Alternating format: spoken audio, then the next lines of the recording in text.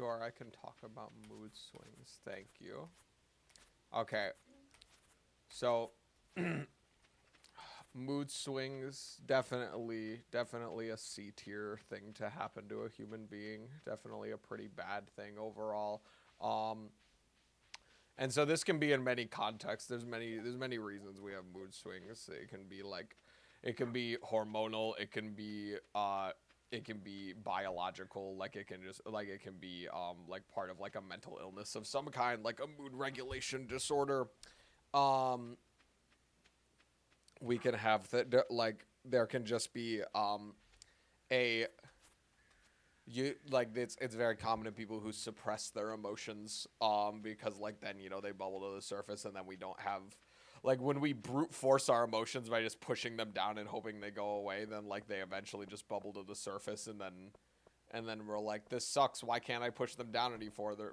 It's like because you never actually like fixed the problem, you were just trying to keep it at bay, but eventually it just so like people like that will like even people who are generally good at handling their emotions will eventually they'll eventually kind of just like lose control with something like a mood swing. Um and this is all extremely dependent on whether or not like you're like it happens like hourly, daily, monthly or something like that. Like it's because like we have this conception in culture, like it's just like the thing that I want to talk about. So like um people will kind of be like, oh yeah, I did this thing, I got super mad about this, and then I was happy one moment, and then I was mad the other. I'm so like bipolar and stuff like that, and like that's like not really what bipolar is. Which like I get why people make the um the analogy that way. Like that makes sense. But like when you think about it, it's like bipolar disorder is characterized typically by like mood swings. They vary obviously, so there are people that technically could fall under that sort of umbrella, but generally like the mood will be persistent for like weeks or like at least a week and stuff. It's not like someone who's really angry one moment and then really happy the next, and like fluctuates between like extreme highs and extreme lows like multiple times a day, probably has something closer to like a mood regulation disorder. um uh and like so like people will have like angry parents, and they'll be like, oh, they're so bipolar because like one moment they're happy, the next moment they're sad, the next moment they're happy, like, and then like they fluctuate between that like 18 times a day, and it's like that is probably a more closer to like a mood regulation disorder. So like that's just something that I wanted to point out, because if people are watching something that is about like mood regulation, then they might be like they might self-identify as bipolar without like a formal diagnosis, and like that's even like a common misconception with people who like maybe like classically trained but just not like specialized and stuff, is this that like it's typically not actually characterized by like the way we view it in society. Like even like the common phrase like I was being bipolar about it means like implies the existence of like a rapid mood swing. Um and so like what do we do when we get these mood swings? Heck, I'm kind of having a mood swing today. I've been like tilted for a bit today because like I had like no sleep. And so like I've talked about this in the past, but it's still important to address because I can't just assume that everyone watches all of my stuff. Um so like um, so like sleep is a huge part of regulating your mood because it basically, in a very oversimplified, arguably even incorrect way, it basically like powers up and recharges our frontal lobes, which govern like future planning, which govern like future planning and logic, and it's able to kind of like understand signals from the amygdala, which is our fear center, and kind of interpret them in logical ways that aren't like hyper emotional or internalizing. So like there's a very high uh there's a very high correlation between like people who struggle with their mood and regulating it, and like and them not getting enough sleep. Um, so that's like a huge thing. I would just tell people. I've talked about that like a million times, but like I can't just assume that everyone watches all my stuff. So like, like today, I could feel like how much more intentional I need to be about like regulating my mood, because like I didn't get enough sleep last night. I had like some form of insomnia. Not sure what it is. I've been getting it more frequently. I might see like a doctor about it or something. But I, but regardless, I wasn't able to sleep. And so now I realize how much more my brain will, if I don't catch it intentionally, will go into like thought loops. And kind of like start these like like it'll kind of internalize a lot more, and it'll jump to conclusions. It has a lot more black and white thinking, and even when I notice that it has black and white thinking, that disarms it, but it's the thought loop is still present, whereas typically noticing it makes it like go away. And so like it's because like my frontal lobes are weaker like than my amygdala, for lack of a better like more scientific way to put it and stuff. So like my logic isn't able to counteract my emotions, and so my emotions are more at risk of being in control. Now I've done emotional regulation techniques like passively every day, all day, every day for like for like over a year at this point. And so like I'm very practiced at it. But like if I hadn't been practicing that, then odds are like this would be like a day that like I'm just like, yeah, this is just like a bad day. But like I'm able to like acknowledge that like they're just thought loops and like not give into them. But like it is just frankly like annoying to have like a thought loop going on. And so a lot of people will just give into the thought loop and try and like fix it.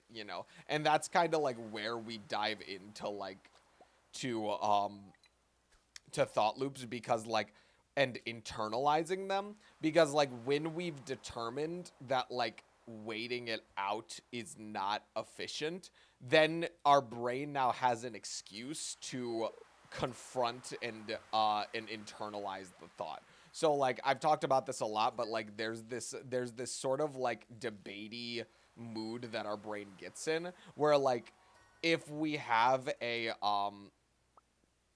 if we have something that's making us upset, then like the thing that we do is we confront the thought. We try to like argue with it. We try and say like, no, you're wrong because of this, or yeah, you know what, I am right because of this. This is like the foundation of why people give in to mood swings, because like we as human beings, this is very common in men, especially because we have very problem solving sort of like orientation. Like we're not good at emotional problem solving. And so like we try and fix things. This is why like, you'll go through a breakup, and the way you'll fix your insecurity about that is like by going to the gym. And even like, and it's become so ingrained in like culture that like men will even like consider this a good thing. Like they'll kind of be like, oh yeah, it gave me the motivation to do this. And I'm not saying that like having that manifest in a certain way is bad inherently. I'm just saying that like I don't think that like you should need that to do that. I think you should like be able to work out without getting broken up with. But to each their own. Um, and so like we get into like this debatey sort of energy where we're like, okay, if I can prove my brain wrong, then I'm correct. But if I'm wrong, then like it's like an all or nothing thing. I either have to invalidate my emotions or internalize them, because like then once you give into that and you interact with those emotions in like a very personalized way, it's like it remains like impossible to be like objective about it. Because like either way, like you're giving power to the emotion because you're implying that it had to be like confronted. You need there you and like that's just going to make the emotion stronger because it has to like prove its validity to you. So like I think that mood swings are like, I don't think like life has to be like, oh well, I get mood swings, so like I just have to surrender to the fact that like life just sucks during the mood swing. I like actually don't believe that. Um and so like um and so I think that like, much like social anxiety, like people people are not um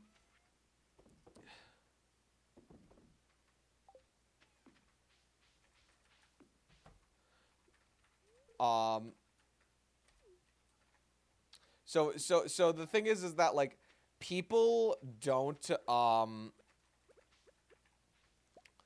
like when you so for instance like there's a huge difference between like the signal that your brain is being sent and like how you interact with it. And I think that like basing your happiness in how often you get a signal to your brain is like generally not a good idea. I think you should be able to like, because then like your mood becomes RNG. Um I think it's actually like very it's very treatable, and you can interact with your emotions in a way that's like productive, and it's not, and like you won't like give in to them as much, um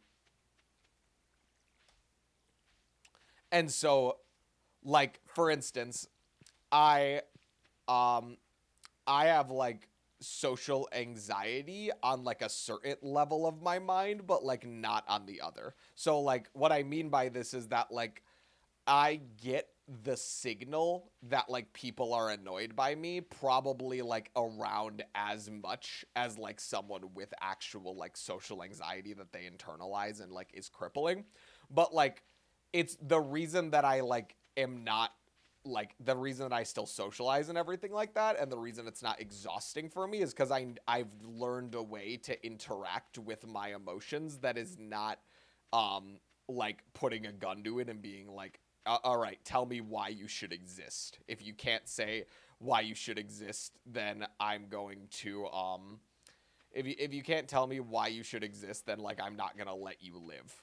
Um, and that obviously, like anyone would be in that situation, puts the emotion on guard. So like I instead have found ways to both, because we're told as a society to um like, oh no, you're like your emotions are part of you, therefore like, and then like some people take that as them being like, oh okay, so they're information, which means it's correct. Like they feel the need to put it on this axis of like logic and validity, where it's like my emotions are either valid or they're not.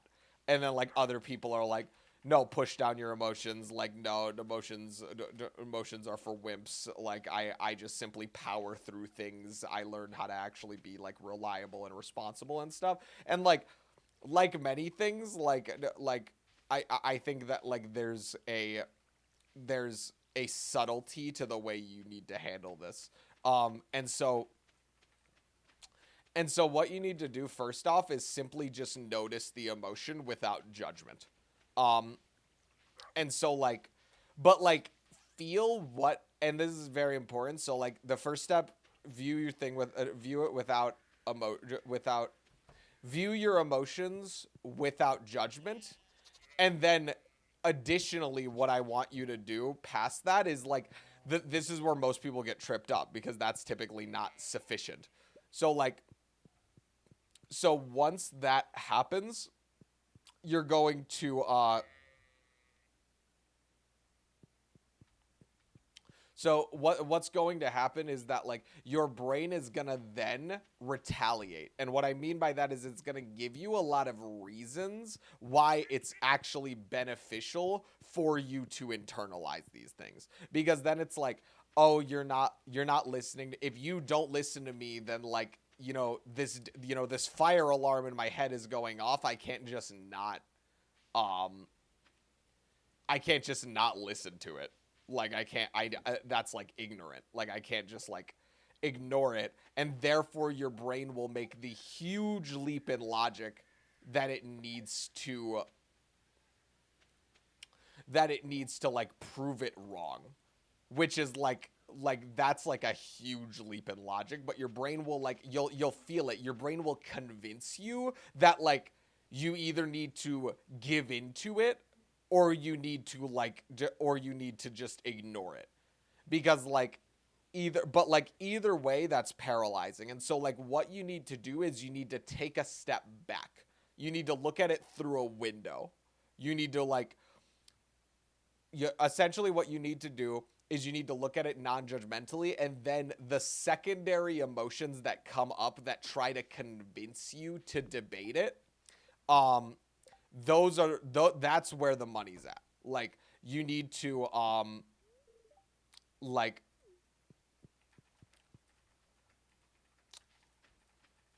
like what you need to do is like you need to realize what the mind is trying to like goad you into doing. And like a lot of people recognize that their mood swings are like irrational, quote unquote. Um and like that's good to a degree, but you also want to make sure that like you're not invalidating towards it. So it's good to not it's good to not uh sorry, I'm just trying to collect my thoughts. Once again, I'm very tired. Like it's good to not be like, oh, okay, I should give into all these emotions, but it's also definitely not good to just be like, well, yeah, these emotions are stupid. Oh, I hate these mood swings and everything. Like, you can dislike the mood swings and the way it makes you feel, but like trying to like but sitting there and like stewing in it angrily, being like, oh, I hate that these mood swings are here. I hate it. I hate it. I hate it. I hate it. I hate it. And like that is actually going to, depending on the way that you go about it, actually kind of like prolong it.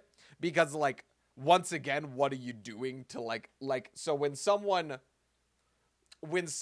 is socially anxious and they tell themselves, I hate this part of me that's socially anxious, just stop being socially anxious, just stop being socially anxious. Like, what does that do to their emotion? It makes it worse. So, like, if you're, so, like, it's okay to be like, oh man, this really sucks. I wish I wasn't having a mood swing. It does not feel good. Like, and like, wait for it to pass, because even then it might still take a while. But, like, what you don't want to do is you don't want to, like, weirdly, I think you should move away from problem solving it.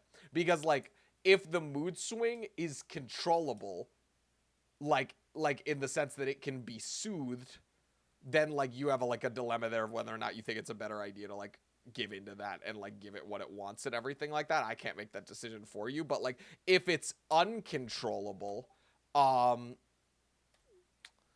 if it's uncontrollable, then what you do isn't gonna matter. So like it then like gives reason to like um um it then gives more reason for you to just like, kind of wait it out and understand it as information. Like understand that it's like, okay, like this mood swing is caused by either this hormonal imbalance or it's caused by this mental illness, it's caused by me suppressing my emotions and stuff like that.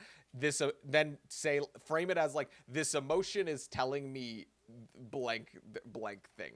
Like it's telling me this certain um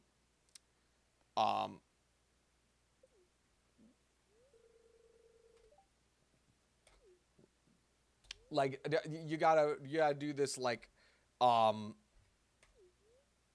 what was I trying to say? Um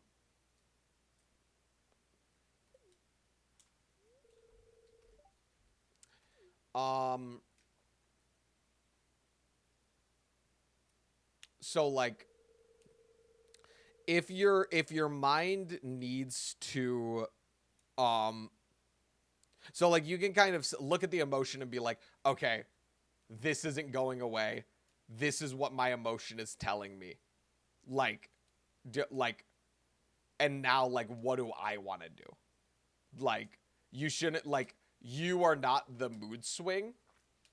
Um and so like this is why it's so hard to explain, because like if I say this in an overly simplistic way, then it's going to if I do this in an overly simplistic way, then that leads to all of this information that tends to not be helpful. Um, and so yeah, like what I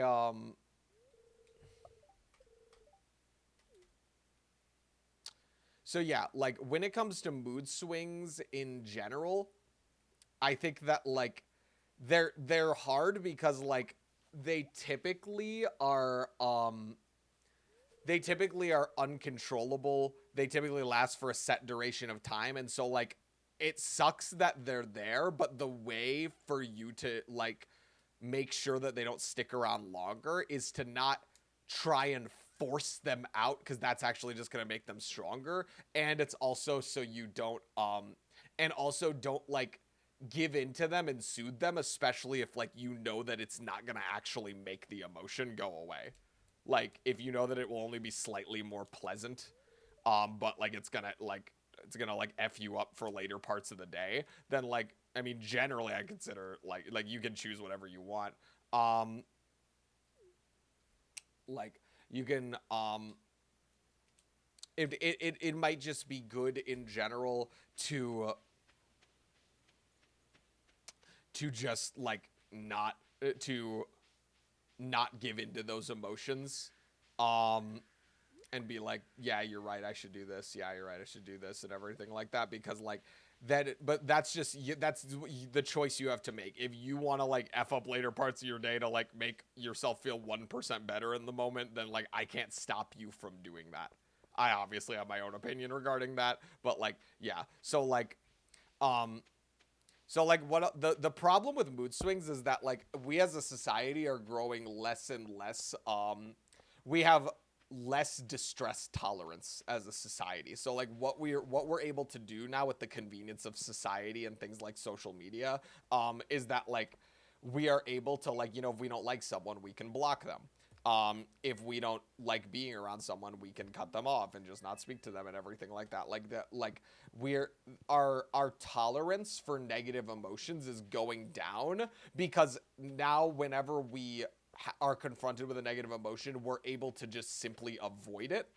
Um, which like isn't always bad. Like it is good to control your environment to a degree, but like you just have to do it with intentionality and understand that every time you do that, you are kind of in a way exchanging the current you're kind of exchanging that currency for like for a and you're taking out a loan on like your future ability to handle distress, which is why certain mood swings which is why mood swings can be extra bad because like as a society we're growing less tolerant of negative emotions, which means that when they come up it's way harder to live with their existence. um and so and so like as a society it's really hard to like deal with this stuff, and it's actually getting mood swings and stuff are getting harder because like more people I believe are having mood swings in general. I have no data to support that, but like it seems like that's what's been going on. And like when they come up they like control people's lives more than they did already. um and so that's why I'm like, okay, get sleep when they come up. If it's controllable you can make that decision. If it's uncontrollable then like don't engage with it negatively or positively. um just simply like acknowledge like, oh, that's happening, that sucks.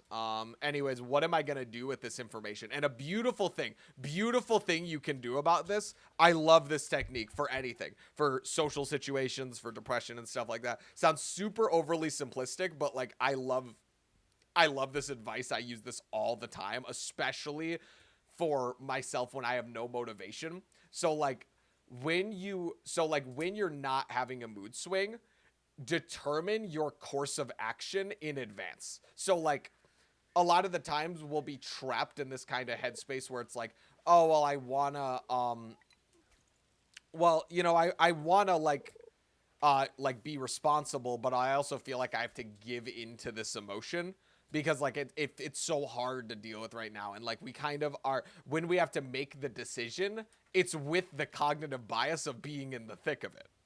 So like what's great is what a great thing you can do is like this sounds so overly simplistic. It's like, oh yeah, I wish I had that willpower and stuff like that. No, like seriously, like this is why people think they don't have willpower. It's because they make the hard decisions when they're emotionally distressed. But like when you're actually clear of mind, determined like, okay, when I have a mood swing, it's gonna be telling me this. Like make a list of things it's gonna be telling you, and then make like and then like determine based on what it's telling you, do I want to follow the whims of the emotion, or do I want to remain stoic and and like do what is better in like even if it sacrifices like current emotional relief. That's like super important to determine. I do this all the time for motivation levels.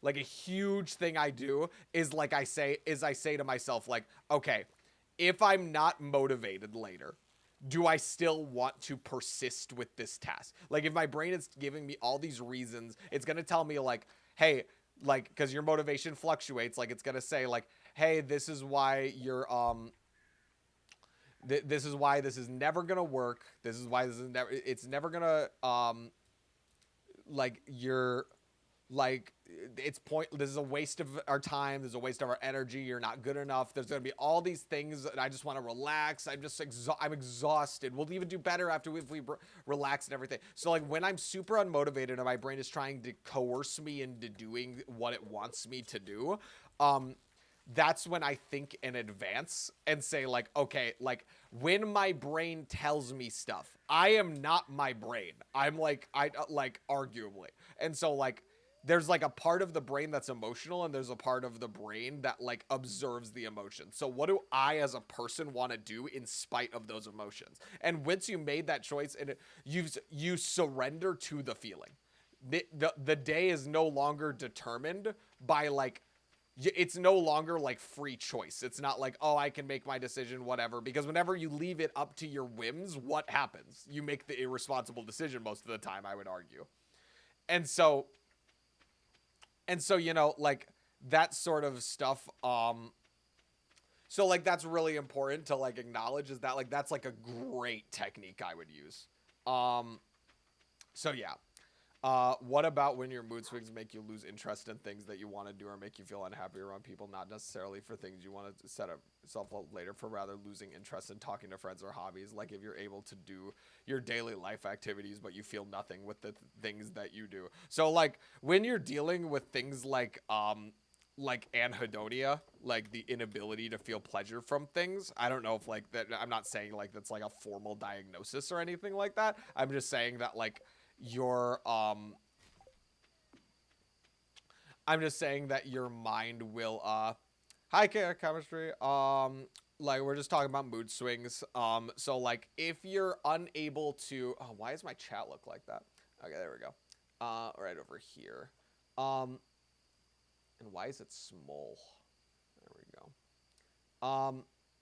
So if you're so like if you start to lose interest in things because of your mood swings. So like this is like a really hard thing to understand, because like think about it, like why do we do it's easy to tell myself like I should do this productive thing despite my mood, because like whether or not I enjoy it is independent of the fact that it's productive. But like it's kind of like it kind of makes you're kind of in a pickle when you are determining what to do hobby wise, when like it's not when like you get nothing out of it other than like the sheer enjoyment of it. um and so like when you have like a mood swing that like when you have like a mood swing, it's important to acknowledge that like first off, is this a long-term mood swing? Like am I going to like it like do I have to worry about seeing like a licensed medical professional because like, you know, I'm because like I feel like what if I like, you know, got clinical depression randomly and stuff like that. Like, is this, am I very anhedonic? Do I need to worry about like going on medication for like my dopamine receptors or go on like a stimulant or something? Like, that is a huge factor in determining like the process of it. Like, yeah, like I'm able to do things for future me, but when I'm done with things future me, I'm like, I can't do anything. Like, when I'm done with things for future me, I'm like, I just can't do things I want to do in the present. So like, there, so like, even though this might not be what you're talking about, I also feel like it's very important to bring up that like this is actually very common in people who like are very toxically productive.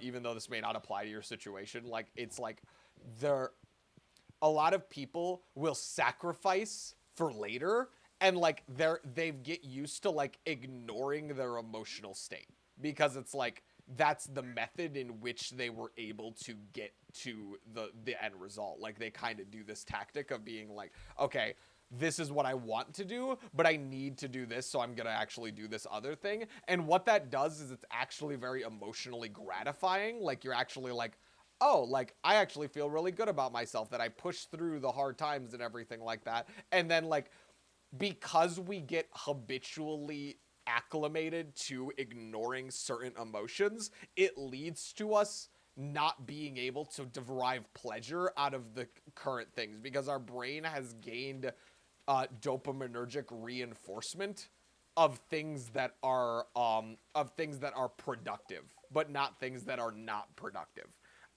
So like, you essentially, like, the mechanism in which you derived pleasure from things ended up being that, like, okay, I can detach from the emotion.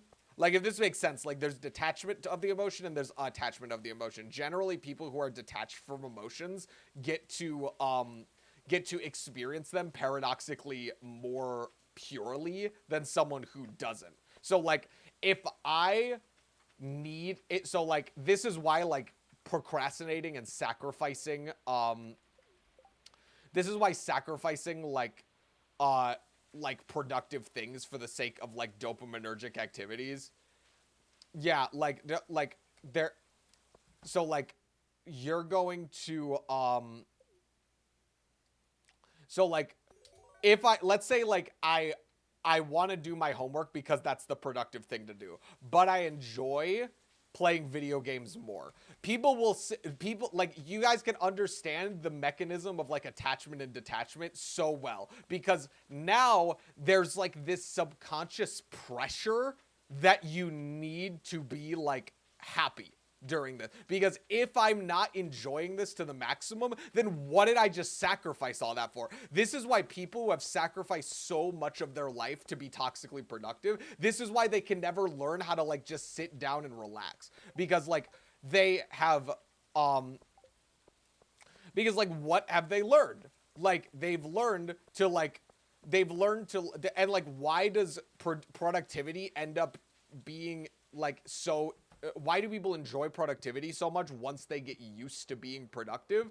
Because it allows you to be detached, because it's no longer about like, oh, well, I only want to be productive if I can get this much happiness out of it. Like, you end up not caring about your actual like joy levels at the end of the day, and it's more so about like the dedication to the activity. Like, you are doing something for the sake of doing it, for the purity of doing it. And in that same way, but now, because we did that with the motivation of a hypothetically cozy future where it's like, well, once I do this, then I can relax. Once I do this, then I can relax. Now, by being detached through productivity, we are then attached through relaxing. So like, people, when they finally get to be able to do random stuff, are like, they don't have a mechanism of detachment. So like, now now you have to have this much fun, because if I can't have fun, then what was all that pressure for? What was all of that motivation for? What was all of that sacrifice for? And like, so paradoxically, like, the thing that allows us to get productivity and to like get a very disciplined nature of of self is also the thing that leads to us putting pressure on ourselves where we need to enjoy this present moment. We need to enjoy the time with our friends. And like once you're able to be detached from that and be like, yeah, like it's sad, but like I'm going to hang out with friends right now and I'm actually going to let go of being happy with hanging out with them. Like I might actually like hang out with these people and like there's a part of and it's supposed to be fun. But like that sort of thinking is going to lead you in like the wrong direction if you let it just be like, well, I need to have this many units of fun to make up for the fact that I just sacrifice so much stuff. So that leads to a lot of anecdotal. Like, it's so funny you say that. It's so funny you say that. I literally like I literally talk about I literally talk about him all the time. Literally, if you go on my YouTube videos, I in the description I literally say like hey, if I ever end up like saying stuff that's a little too close to what Dr. K says, I do not do that on purpose. I don't try to plagiarize him. I've just learned a lot of stuff that I know through him, and I try and just say it in my own form. Yeah, like he's legit, like bro is my Spider-Man. Bro is my hero. Like I love that guy. I watch him literally every day. Let's see. The issue is that many factors make us have a strong influence on the ego, social media, extreme individuals. Yeah, so like I talk about the ego a lot. I actually think that like this issue, like you could have no ego and you could still have this issue, which is what makes it so hard. Like because like he also talks about yeah, exactly. Like that's what I mean. Like that's like where do you think I learned this stuff? Like where do you think I learned this stuff? Like literally it's all from him. Like but you know, I try and put things in my own words and apply things to people's specific questions because like, you know, like it's like you don't go up to a math teacher and then be like, oh, you're just plagiarizing the guy you learned math from. Like it's just like, no, it's just like I'm sharing facts and things. So like, yeah, no, I highest compliment you could ever give me is comparing me to Dr. K. But like the thing is that like this is like a big problem in society because like when we think about like what we it like we all have this pressure to have fun, and like the way we have fun is paradoxically to let go of the pressure of needing to have fun. Like you don't need to have fun in any specific circumstance. So like why is it so painful to like hang out with friends and like not really want to be there? It's because like we have an expectation that like hanging out with friends is supposed to be a joyous thing to do. And so it's like really sad when there's that discrepancy. So like that's it's like it's such a classic statement and it's arguably unhelpful from how general it is, but like expectation is truly the thief of joy because like if without expectation things are just the way they are. Like this wasn't supposed to be a certain way. So you can strive for a direction of joy, but don't like fall into the trap of living a less joyful life because you're so attached to, well, I need to have this many units of joy in order to live a fulfilling life. That makes sense. I'm conflicted though, because if I choose to hang out with friends and I accept that I may not have a good time, I feel like I'm doing my friends a disservice and putting them in an awkward situation. Like they may feel like they have to put up with me bringing down the mood even though I can't control it. So like, yeah, like, I mean, even then, like, I think that like, that's like a valid concern. Like that's like, that like, it shows that like you're a good person, that's even like a remotely like thing. Like the fact that like you're not having fun and your main concern is to be like, oh, well, like, what how will my sadness impact their joy, like sort of thing. Like that's like a very like that's a very like benevolent worry to have. That's a very like altruistic worry. But like that's the thing, is that like whether or not like surrender is like weirdly so beautiful in this sense, because like if you surrender is so like beautiful because like, so like first off, communication is great. So like you can literally just say like, guys, I'm down today and I don't want to like bring down the mood, but like I don't want to like force myself to be happy disingenuously. So like I don't want to bring it down anyone's mood. I'm just gonna be chilling out, and like I just want you guys to know like I'm not mad at you or anything. I'm just like kind of in a crummy mood today. I just feel kind of like I can't like I just feel like very like bleh today and stuff. And like people will like empathically understand like what that means. Like that makes a lot of sense. Um, and so like, but like the way you can also do this like on an internal sense, like away from like actually communicating it to them and stuff, is just like understand that like whether or not you're like understand that the art of surrender in the sense that like you are doing what you can by not doing anything about it. So like as long as you give into that attachment, you are actually strengthening it, and you are actually making it more likely that you're going to fall into this sort of trap, right? Like and so weirdly by doing nothing, you can at least take solace in the fact that like, okay, well, if I'm sad and I'm doing this the right way, then like I was gonna be sad anyways. So like one, I'd say do the communication, but on an internal level, don't fall into the trap of being like, well, I'm sad, so I need to do something about it. I need to either like, I need to find a way to be happy because that's not fair to my friends and stuff. Like, sure, it's not fair in a sense that like they give you joy and you might not be giving them as much joy and stuff like that. But like, I feel like this isn't, I don't even need to explain this from an angle that's like, oh, well, like, friendships aren't transactional and everything like that. Like I feel like I can literally just explain this from a standpoint that's just like just tell them what you're feeling, and then like don't invalidate those emotions and don't try and fix them. Don't fall into like physical coping strategies where you try and like fix it. Yeah, exactly. So like we just don't do this as a society because like it's considered generally awkward to say this sort of stuff, to be like, hey, I've been feeling a really this way and stuff like that. Like it's really weird to have like a meta conversation about your emotions and stuff like that. Like we always feel the need to like argue the point, if that makes sense. Like we always need to argue like the validity of like this exact thing that's happening right now, or else it's just seen as like semantic and like it doesn't really like why would I do that? That doesn't really make sense. But like genuinely meta discussions are some of the most valuable discussions I've ever had with anyone ever. Like when you're able to be like, hey, I want to have this discussion with you, but it's really, I feel really weird about talking this way and stuff like that. And like even you can literally say like, hey, I want to talk with you about something, but it feels really awkward to talk about you with talk about this with you. And you can also say things like, what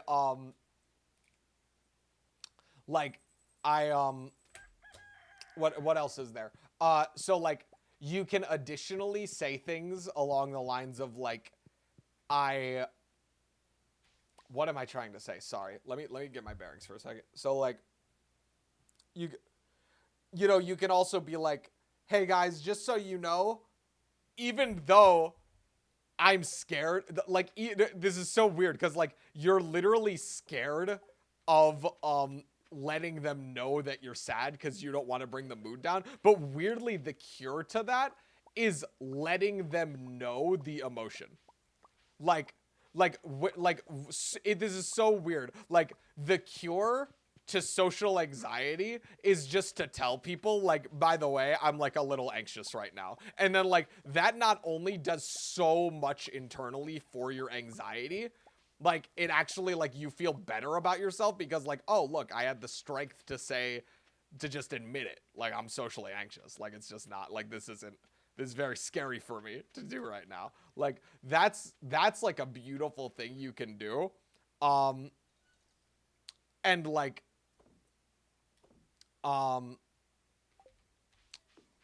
so like you can be like, yeah, it's a sorry, once again I'm tired. Like so like in that same way, it's like, oh well, if they find out that I'm sad, then like the day's ruined. Like they're gonna be like, oh look at this grouch or whatever, or like that whatever like thoughts you have about it in general. But like no, like the thing you should do is like just say like, hey guys, I'm feeling anxious and I'm feeling sad and I don't want anyone's mood to be brought down because of it.